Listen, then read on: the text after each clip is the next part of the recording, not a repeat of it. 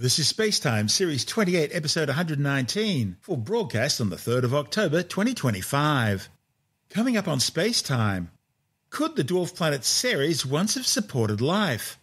NASA's new mission to study the heliosphere, and the University of Melbourne's Spirit Nanosat snaps a selfie.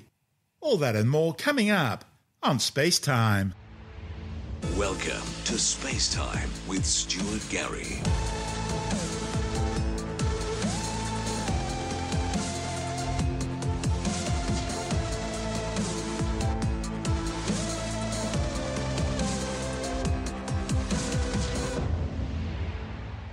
A new study claims that the dwarf planet Ceres, which today is a cold frozen world, could once have been habitable enough to support life. A report in the journal Science Advances paints a picture of Ceres hosting a deep, long-lived energy source that may have maintained habitable conditions for long periods of time in the past. The new research by NASA found that Ceres may have had a long-lasting source of chemical energy, the right types of molecules needed to fuel microbial metabolisms. Now, before you get too carried away, there is no evidence at all that microorganisms ever existed on Ceres. But the findings do support theories that this intriguing dwarf planet, which is the largest body in the main asteroid belt between Mars and Jupiter, may once have had conditions suitable for supporting single-cell life forms. Data from NASA's Dawn mission, which ended in 2018, previously showed that the bright reflective regions on Ceres' surface are mostly made of salts left over from liquid that percolated up from deep underground. Later analysis in 2020 found that the source of this liquid was an enormous reservoir of brine, that is salty water, deep below the surface. Dawn also revealed evidence that Ceres had organic material in the form of carbon molecules, essential, although not sufficient on its own, to support microbial life. The presence of water and carbon molecules are two of the key critical components necessary for habitability, and the findings also offer the third, a long-lasting source of chemical energy in Ceres' ancient past that could have made it possible for microorganisms to survive. Now, once again, this result doesn't mean Ceres had life, but rather that there was likely to have been food available should life ever have arisen on Ceres. Now, to reach their conclusions, the study's authors built thermal and chemical models mimicking the temperatures and composition of Ceres' interior over long time spans. They found that around 2.5 billion years ago, Ceres' subsurface ocean may have had a steady supply of hot water containing dissolved gases travelling up from metamorphosized rocks on the seafloor.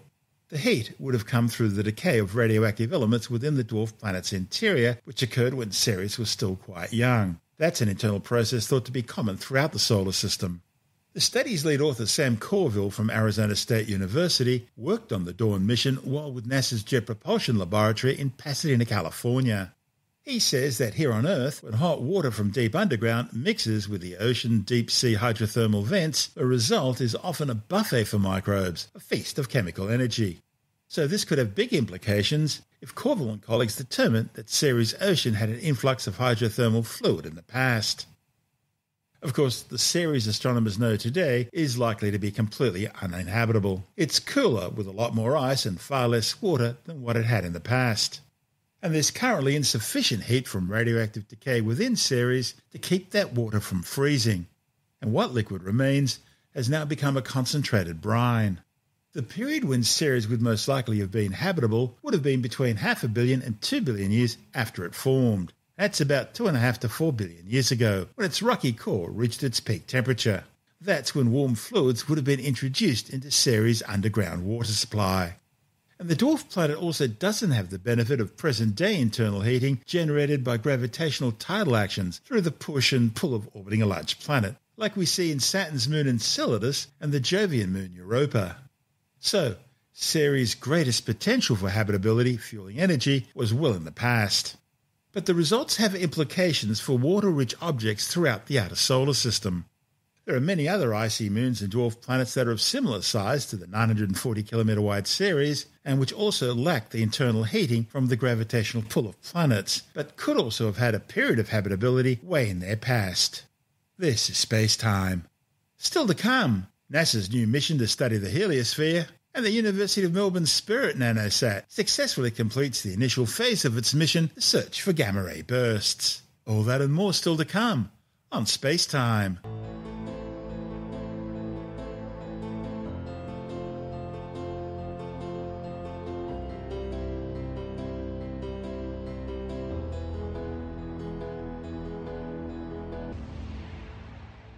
NASA's launched a new mission to study the Sun's magnetic bubble, the heliosphere.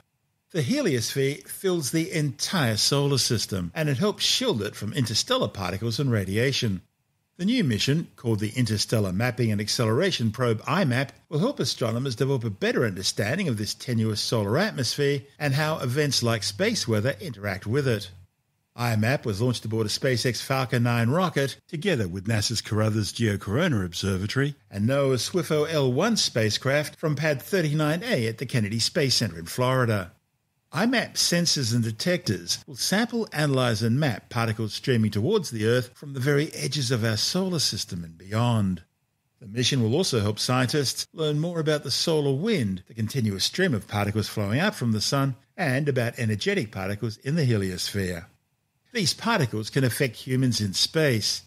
They can damage spacecraft systems, and may even have played a role in the presence of life in the solar system. The Johns Hopkins Applied Physics Laboratory in Laurel, Maryland built the spacecraft, which is flying 10 instruments to study the solar wind, interstellar dust and other particles, magnetic fields, and ultraviolet light in space. Following its launch, the 900-kilogram spacecraft, together with both the Carruthers Geocorona Observatory and SWIFO-L1, have commenced their 4-month cruise phase to the Lagrangian L1 position, some 1.6 million kilometres away. Located between the Earth and the Sun, L1 is a sort of gravitational well, where the pull of the Earth and Sun cancel each other out, allowing a spacecraft in that position to remain there in a stable orbit without expending a great degree of fuel. From L1, IMAP will have an uninterrupted view of activities at the interstellar boundary and the Sun. Meanwhile, the third member of the launch trio, the National Oceanographic and Atmospheric Administration SWIFO-L1 spacecraft, is the first NOAA observatory designed specifically for and fully dedicated to operational space weather observations. Its station at the L1 position will allow unobstructed observations of the Sun's outer atmosphere, the corona, enabling upstream measurements of solar wind disturbances before they reach the Earth. This will allow the spacecraft to serve as an early warning beacon for geomagnetic storms. The probe's primary instrument is the CORD-2 compact chronograph, which will monitor the Sun's surroundings to provide data for enhanced forecasting and improve science's understanding of the complex dynamics of the solar corona and disruptive space weather events like coronal mass ejections, blasts of plasma and magnetic field exploding out from the Sun.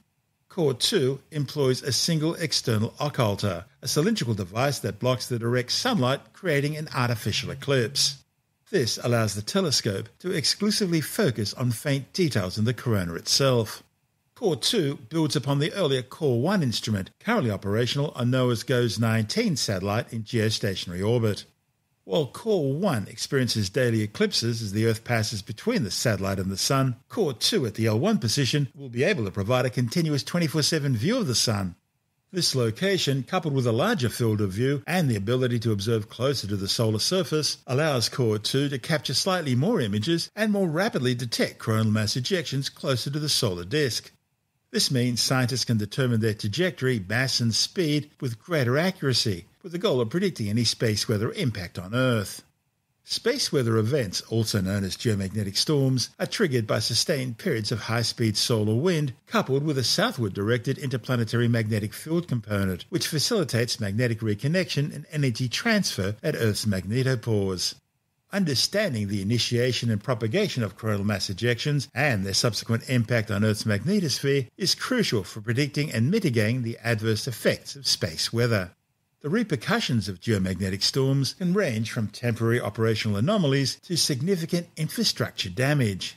These disturbances can disrupt satellite communications and navigation systems, cause geomagnetically induced currents in power grids, impacting their stability and reliability, increase atmospheric drag on low Earth orbit satellites, potentially shortening their operational lifespans, and interfere with high-frequency radio communications. While coronal mass ejections typically require several days to transit from the Sun to the Earth, the most energetic events have been observed to arrive at Earth in as little as 18 hours' time. Therefore, timely and accurate observations of instruments like CORD-2 are essential. Once in its final orbit at L1, SWIFO-L1 will be renamed Space Weather Observations at L1 to Advanced Readiness, or Solar 1 spacecraft. This report from NASA TV. From here on Earth, our sun looks steady and unchanging. But close up, it's a dynamic, active place. And sometimes you'd see bursts of radiation called solar flares and explosions of plasma and magnetic fields called coronal mass ejections. But when the coronal mass ejections hit Earth, our magnetic field can go haywire. Powerful electromagnetic currents generated during these storms can harm our power grids, global positioning systems, communications networks, and spacecraft and astronauts on orbit.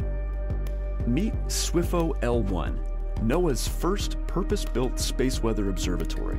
From its unique vantage point at Lagrange Point 1, 1.5 million kilometers from Earth, SWIFO L1 keeps an eye on the sun's corona 24/7 without interruption to provide early warning of solar storms heading our way. The spacecraft's crown jewel is its compact coronagraph, its eye on the sun. Just like the GOES-19 coronagraph, it allows SWIFO L1 to detect even the fastest coronal mass ejections right as they happen. The spacecraft is also packed with a suite of new instruments that allow it to make real-time measurements of the solar wind's velocity, density, and temperature, and variations in the interplanetary magnetic field, all to provide better forecasts of incoming space weather than ever before. All of that technology floating out in space on SWIFO L1 works together closely to keep us safe back here on Earth. Here's how it works. When a solar storm erupts from the sun, SWIFO L1's coronagraph observes the event right away and sends the data back to the SWIFO ground segment, a network of antenna stations all over the world, with the SWIFO command and control in Maryland. But spotting a storm is one thing. Actually measuring it close up is another. It's the difference between tracking a growing hurricane on radar and flying through the storm on a Hurricane Hunter aircraft. SWIFO L1 does both. After the spacecraft spots a storm with its coronagraph, it watches the approaching weather and waits. Somewhere between 18 and 70 hours later, the incoming storm passes over SWIFO L1.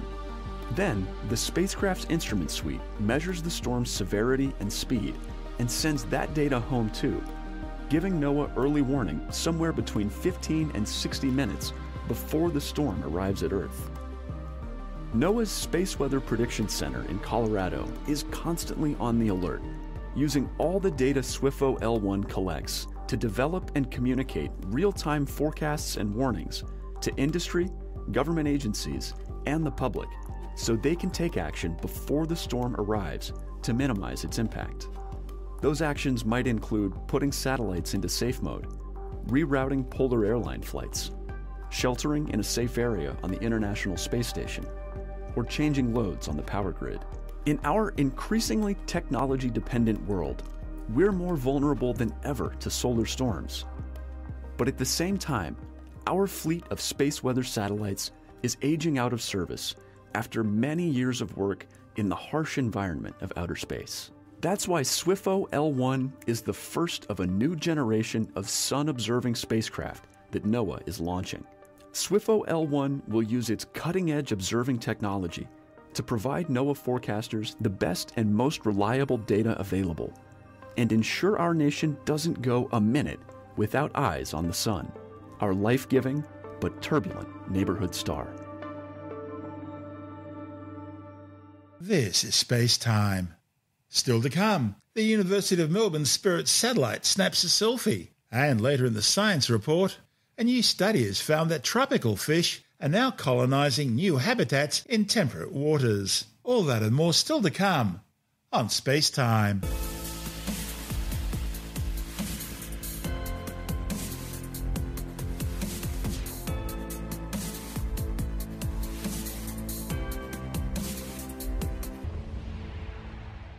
The University of Melbourne Spirit nanosatellite has successfully completed the initial phase of its mission.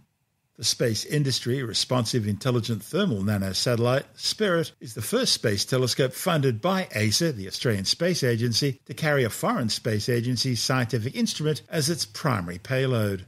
The spacecraft was launched aboard a Falcon 9 rocket from the Vandenberg Space Force Base in California back in December 2023. Since its launch, Spirit circled the Earth more than 9,000 times, travelling a distance comparable with a trip between the Earth and Mars, and has been in orbit for over 600 days. The completion of the first phase of Spirit's mission was marked with the deployment of its wing thermal management system and selfie stick, which it then used to take a selfie in space.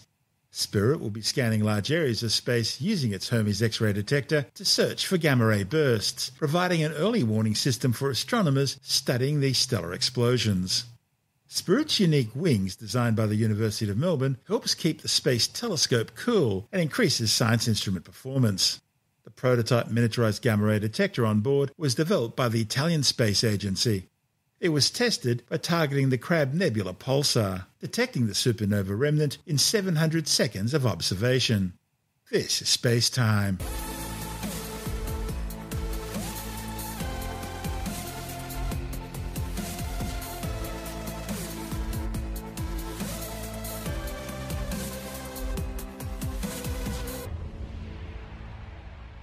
And time now to take another brief look at some of the other stories making news in science this week with a science report.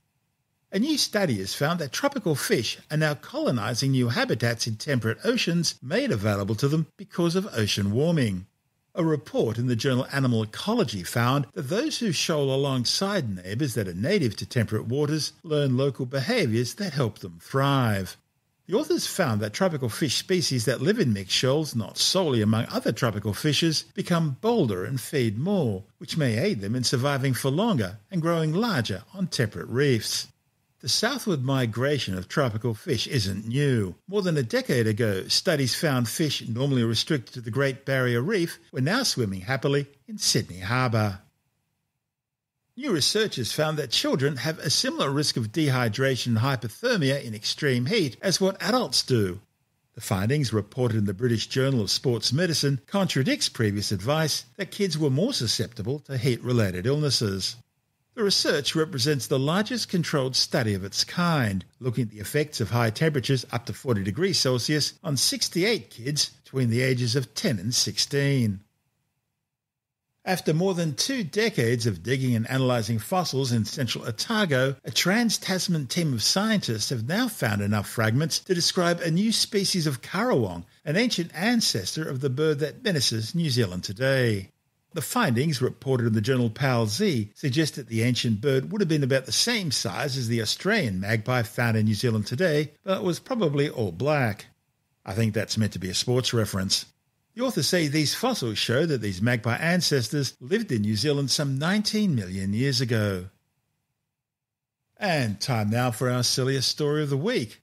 And we've kept them at bay until now, but the time has finally come when one of the Kardashians, and no, we don't mean the lizard people from Star Trek Deep Space Nine, has started talking about her encounters with UFOs, ghosts, and spooky voices. Tim Mendham from Australian Skeptics says Khloe Kardashian believes she's not only seen UFOs, but has experienced paranormal activity in her own home. Well, obviously Khloe believes it, so it's all game over, isn't it? It's all proof. I'm sorry. I do not take any of the Kardashians that seriously, apart from their ability to promote themselves and make a lot of money. I'm sorry to say this, but I'm probably one of the few people in the world who have never ever watched an episode of the Kardashians, and consequently I don't know who Khloe Kardashian is. I'm in the same club, by the way. I'm not a follower. But this is a celebrity. They're very famous. They're very rich, the whole bunch of them, and everyone seems to find them very convincing. They're famous for being famous. So Khloe reckons she's witnessed UFOs and she's had voices whispering in her ears. This is one of the weird phenomena, right? That people who are famous tend to have more credence given to their ideas. If it was Joe Blow down at the pub, had too much to drink, and he was saying he sort of was taken up by a UFO, you go, yes, because Khloe Kardashian and the other people are famous, people give it more credence, or it's more interesting. I suppose that's the thing. The media boosts it. That's why Hollywood actors are getting credibility for their political views, when no one really cares what their political views are, other than other Hollywood actors, but they get credibility for it because the media hypes them up. Media hype them up, they're famous, and therefore people say, well, they must know what they're talking about. No, the Hollywood actors and the famous Kardashian family and all these sort of celebrities are no more or less intelligent than the bulk of the people, I dare say. But because someone's famous doesn't mean that they're worth listening to, certainly about things like UFOs and ghosts and voices in their ear. That's Tim Mendham from Australian Skeptics.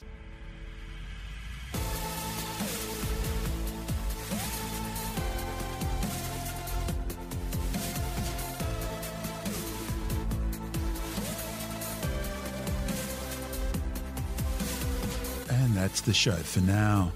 SpaceTime is available every Monday, Wednesday and Friday through Apple Podcasts, iTunes, Stitcher, Google Podcast, Pocket Casts, Spotify, Acast, Amazon Music, Bytes.com, SoundCloud, YouTube, your favourite podcast download provider, and from spacetimewithstuartgary.com. SpaceTime's also broadcast through the National Science Foundation on Science Zone Radio and on both iHeartRadio and TuneIn Radio. And you can help to support our show by visiting the SpaceTime store for a range of promotional merchandising goodies, or by becoming a SpaceTime patron, which gives you access to triple-episode commercial-free versions of the show, as well as lots of bonus audio content which doesn't go to air, access to our exclusive Facebook group, and other rewards. Just go to spacetimewithstuartgary.com for full details. You've been listening to SpaceTime with Stuart Gary. This has been another quality podcast production from Bytes.com.